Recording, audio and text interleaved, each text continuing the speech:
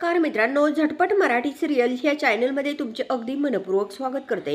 तू ही रे माझा मितवा या मालिकेच्या येणाऱ्या काही भागांमध्ये अतिशय आपण ज्या क्षणांची आतुरतेने वाट बघत होतो तो क्षण लवकरच आपल्यासमोर दिसून येणार आहे। तर बघूयात मित्रांनो, नेमकं पुढे काय घडणार आहे ते। मला हे जर सर्व जाणून घ्यायचं असेल तर व्हिडिओ शेवटपर्यंत कंटिन्यू करा।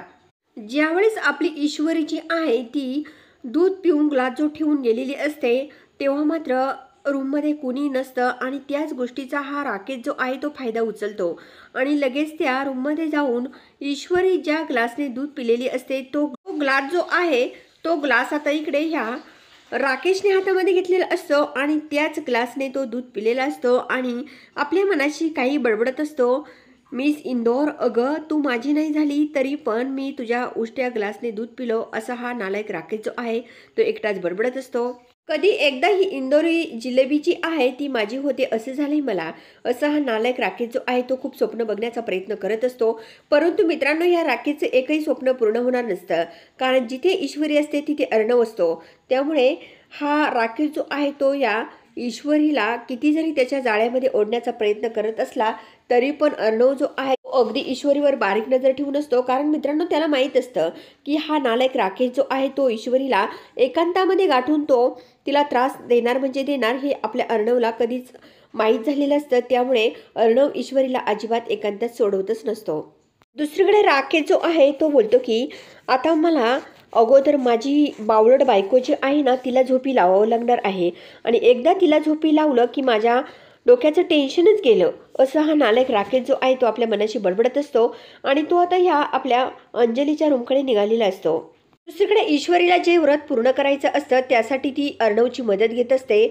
ईश्वरीला झोप येऊ नये त्यामुळे ती अर्णवला आपल्या मदतीला घेत असते आणि त्याच्याबरोबर अगदी छान प्रकारे डान्स करण्याचा प्रयत्नही करत असते। दुसरीकडे असं बघायला मिळतं की राकेश जेव्हा अंजलीजवळ झोपायला गेलेला असतो तो तिथे झोपी गेलेला असतो, कारण मित्रांनो त्याला आता चांगलीच नशा आलेली असते आणि तो तिथे झोपी गेलेला असतो। दुसऱ्या दिवशी सकाळी राकेशला जेव्हा जाग येते त्याला खूप पश्चाताप होत असतो। तो बोलतो की मी अशी कशी माती खाल्ली, माझं जे स्वप्न होतं ते तर अपूर्णच राहिलं, काल तर इतका चांगला चान्स आला होता आणि तो असा अर्धवटच माझा राहिला, असं राकेश आपल्या मनाशी बोलत असतो। त्यानंतर मित्रांनो, जेव्हा आता इकडे अंजली ही झोपलेलीच नसते आणि अंजली ही झोपलेली नसते, ती राकेशचं सर्व काही बोलणं ऐकत असते, कारण आता राकेशचं जे काही बोलणं आहे ते या अंजलीने ऐकलेलं असतं आणि नेमकं असं हा का बोलतो राकेश की ही इंदोरी जिलेबी आहे ती माझी का नाही होत आणि एवढे मी प्रयत्न करतो तरीसुद्धा ती माझ्या ताब्यात येत नाही, हे सर्व जे राकेशचं बोलणं आहे ते सर्व आता ह्या अंजलीने ऐकलेलं असतं आणि तेव्हा ही अंजली खूप टेन्शनमध्ये येते आणि ती विचार करू लागते की नेमकं हा असं का करतो।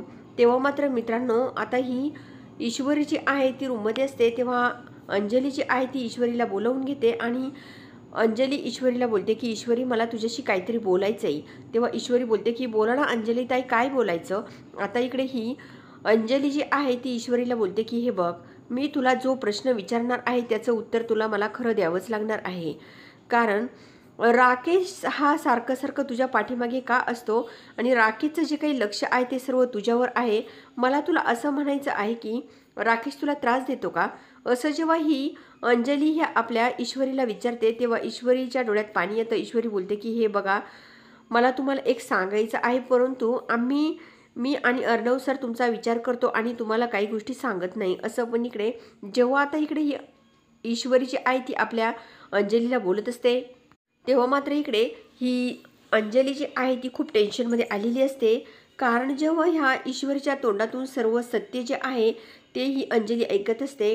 इकडे ही ईश्वरी बोलते की ताई तुम्हाला माहीत आहे का, अहो हा राकेश जे आहेत ना तुमचे मिस्टर, ते माझ्याशी चक्क लग्न करायला निघाले होते, परंतु अर्णव सरांनी वेळेवरती येऊन हे सर्व राकेशचं जे सत्य आहे ते माझ्यासमोर आणलं आणि त्यामुळे हा जो काही खूप मोठा प्रॉब्लेम होणार होता तो झाला नाही, असं। पण जेव्हा ही आपली अंजलीला ईश्वरी सांगत असते तेव्हा ह्या अंजलीच्या पायाखालची जमीन सरकलेली असते, कारण मित्रांनो सर्व सत्य जे आहे ते ईश्वरीने समोर आणलेलं असतं। आणि आता ही जेव्हा ईश्वरी आणि अंजली दोघीजणी बोलत असतात तेव्हा मात्र हा राकेश जो आहे त्याने सुद्धा सर्व ऐकलेलं असतं आणि त्याला कळून चुकलेलं असतं की आता आपलं काही खरं नाही आहे, कारण ईश्वरीने तर अंजलीला सर्व सत्य सांगितलेलं आहे। आता आपली ह्या घरातून हकलपट्टी होणार आणि आपल्याला अक्षरशः रोडवर येण्याची वेळ जी आहे, रोडवर राहण्याची ती आपल्यावर येणार, असं हा नालायक राकेश जो आहे तो आपल्या मनाशी बोलत असतो। तर मित्रांनो, नेमकं आता पुढे काय होणार हे बघणं सुद्धा खूप इंटरेस्टिंग असणार आहे। तर या मालिकेचे डेली अपडेट मिळवण्यासाठी आपल्या चॅनलला जरूर सबस्क्राईब करा, लाईक करा आणि व्हिडिओ बघितल्यामुळे अगदी मनापासून धन्यवाद।